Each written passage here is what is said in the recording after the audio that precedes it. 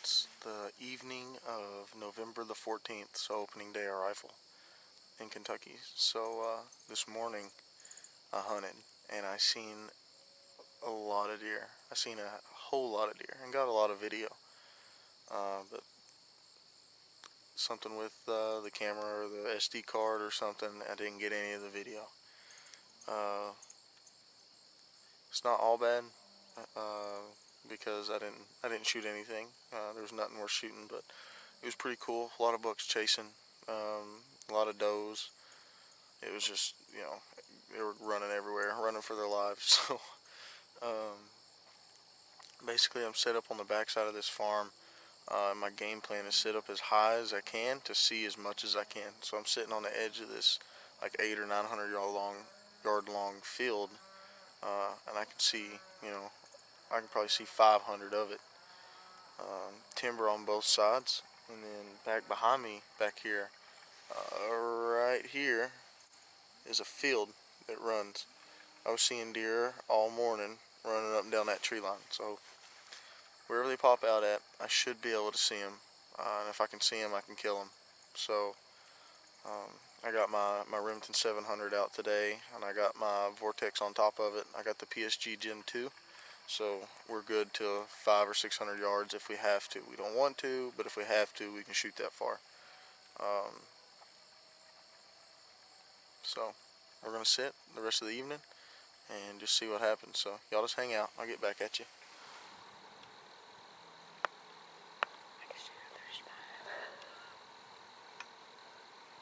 Hey, what's up, everybody? It is the evening of Friday, December the 11th.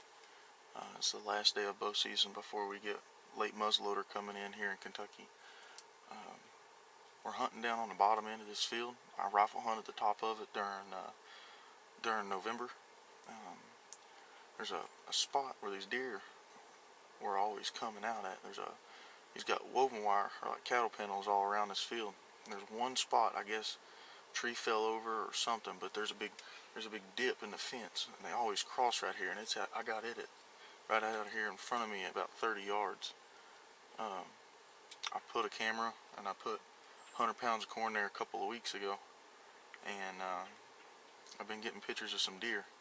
So I still have a doe tag. I can kill a doe with my bow or a buck. So I got a buck tag and a doe tag for archery, and then I can kill a buck with a muzzleloader too. So game plan tonight, I'm really wanting to kill something. So if a doe comes out here at the corn pile's 25 yards.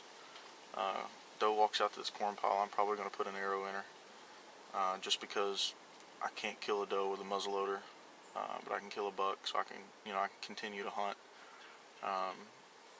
And then obviously if a buck comes out, so I do have a pretty decent buck. He looks like he's a 3-year-old, 3.5-year-old maybe. I'd like to give him another year, but realistically, man, I'm not the only one hunting this farm, and there's hunters all around this farm. So I don't know if it would pay off to be able to let a deer like this walk. He's a 9-point, but he's pretty good. I mean, for me anyways, he's definitely a shooter. He's something to look at. I'd love to see him on the hoof to make that final decision, but just the pictures and stuff of him, I'm probably going to put an arrow in him if he comes out here. So we're sitting in a ground blind. We're pretty comfortable. It's early. It's like 2:30. I got the Ozonics running up here behind me. So I got the Ozonics running. I got the Matthews out. It's ready to go. So we're just gonna sit and see what happens. I've been having these deer show up about 4 o'clock. I've been having some does show up. So if he doesn't come out with those does, no biggie. I'll put an arrow in one of these does and we'll sit till dark and see if he pops out too. That'd be pretty cool if I could put, kill a couple of deer tonight. So I know the other boys are all hunting. Drew's going up to an outfitter this weekend. So the name of that outfitter is Tops Outfitters. It's in LaRue County, Kentucky. We're pretty excited about them. Me and Sean, I think we're going up there on Wednesday during muzzleloader, and we're going to try to get it done. So Drew, good luck to you, brother. I hope you kill a hammer. He's got some great deer. He's got pictures. Y'all look him up on Facebook.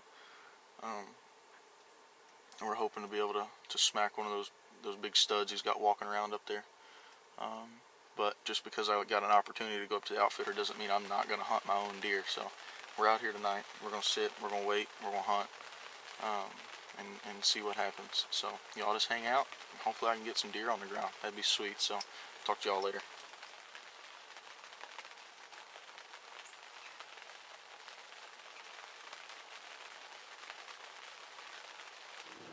Hey, good morning, everybody. Keenan and Sean, we're hunting today. It's late muzzleloader. Today is December the 16th. We're actually up here in LaRue County at an outfitter. The outfitter's name is Tops Outfitters. Our owner David and Jason and Phil all worked something out, and we got to come up here and hunt. Super excited to hunt this property. They've got a lot of big deer running on this property, and we walked around with Jason yesterday. Did a lot of scouting. We probably walked 3 or 4 miles yesterday, just checking cards and checking areas and stuff. So me and Sean's about to walk in. We're gonna walk down. We got about a mile walk. Get in. We're gonna get set up in a tree. This outfitter's really cool because he gives you the ability to be able to hang your own stand. So literally, Jason took us out, showed us showed us a few spots, and let us, as hunters, make our own decision on where we want to hunt. I'm super excited to be able to hunt with somebody like that. So he's got established stands, and he's got food plots set. He's got corn running. He's got cameras out, ground blinds up. He's got pretty much everything that you want as a hunter. But for me and Sean, because it's late season and we think these deer are going to be not moving a lot, we decided to bring some stands, and we're going to do a hang and hunt. And try to get in between that food and that bed. We're going to hunt a couple of big draws that lead out of some major bedding areas into some food. So our game plan is to catch them in that transition area between food and bed. We're going to give it all we got. We have one day to hunt this place, and me and Sean we're going to hunt it hard. We're going to give it all of our time and hope for the best. Like I said, this dude's got some stud deer on this farm. He's got some 180, 190 class deer, and then he's got quite a few of those 140, 150 class deer. So we'll literally be happy with any of the above. So I think his only restriction is 8-point or above. So if it's an 8-point or above, we're probably going to shoot it. We got the muzzle loaders, everything's sighted in. Been living out of the truck for the last day and a half, so we're super excited to get out and get in the woods and get up in a tree. So y'all just hang in there, and we will see you in a tree later. Hey, what's up, everybody? So we're all set up in a tree. One of the places that we scouted yesterday, tons of buck sign in here. I'm basically just watching this big finger that runs down into a holler. Sean's about 400 or 500 yards from me. He's sitting at the head of it, looking into a green field. So basically, I'm watching the travel, and Sean's watching the food.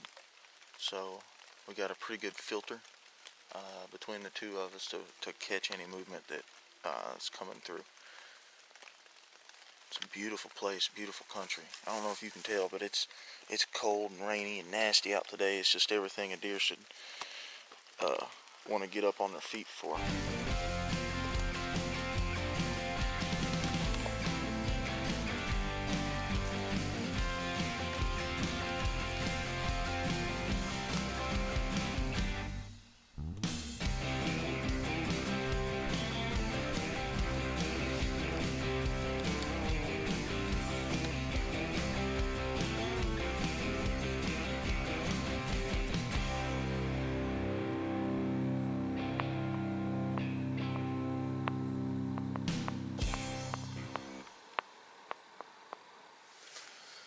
Hey, good morning, everybody. We're out here on that farm that I was hunting a lot during like November and and then on into December. I am down to like $1. I don't know where any of the big bucks are at on that other farm. Still haven't got any pictures of them late season. So we're over here. We're hunting a pretty good 9-point. He's probably a 3.5-year-old 9-point. He's typically stayed on the back side of the farm for the majority of the season, or as long as I've had him on camera. But last night or yesterday, I got pictures of him at the front.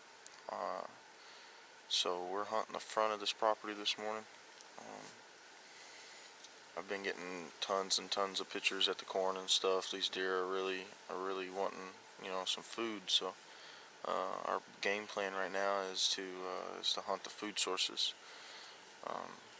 I've been hunting the big green fields. I've been hunting the beans. I've been hunting the corn. He prefers corn. That's cool. I'll kill him on the corn. I don't care. It's just Kentucky. It's legal. And I say if your state allows you to take advantage of a situation like that and be able to draw deer in, do it. So that's what we're doing this morning. We are hunting the corn. It's a big travel corridor that runs up and down through here. And basically, I'm not making them come to this side of the farm. Late season like this, historically they use this block of timber, but all I'm doing is pulling them, 100 yards towards me, instead of them being 100 yards deep into the woods. I'm just pulling them out a little bit. So the wind is wrong, completely wrong. I'm sending it up though. I got plenty of cover sent out. I washed all my stuff last night, and I got the ozonics up there running. So we're gonna definitely put it to the test today. I got in here this morning thinking that I might be able to catch them just after daylight,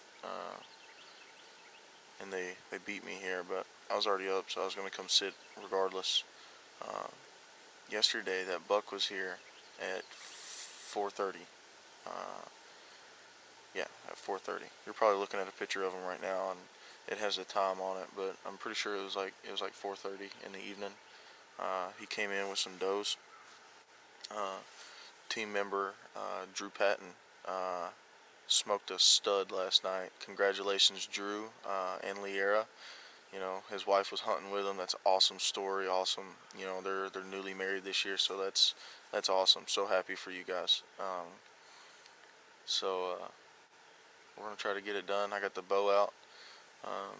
Muzzleloader went out yesterday, so a lot of the hunting pressure should start dying back down. I'm just gonna not try to intrude into their bedding areas and stuff as much as I can. Try to let that hunting pressure die off.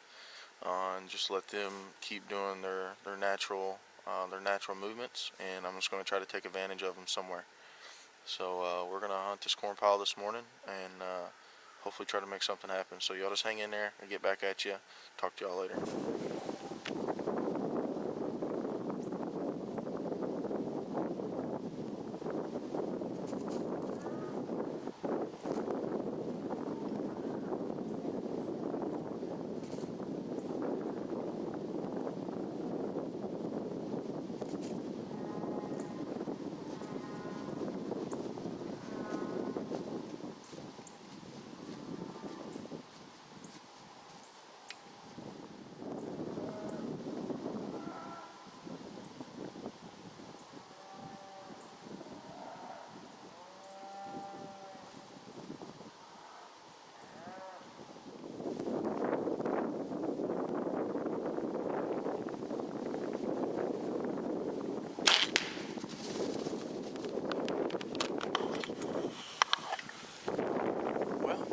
Punched one.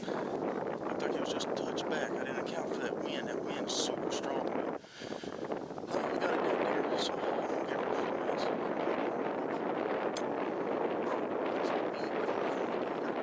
Let an arrow fly. Those came in and they drew the short cord tonight, so stay with me. I'm gonna try to find this deer.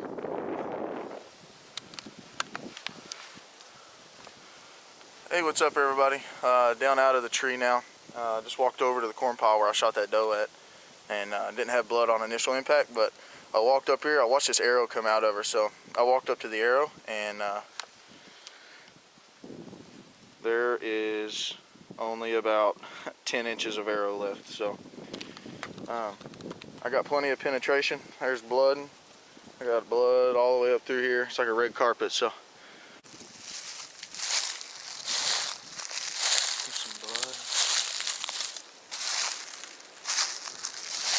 Some more blood.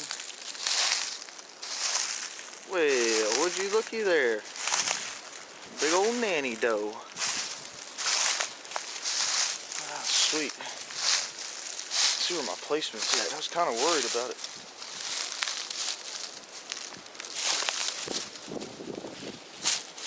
Are you dead? Hope he's dead. Yeah, she's dead. Sweet. Alright, everybody, there is a deer.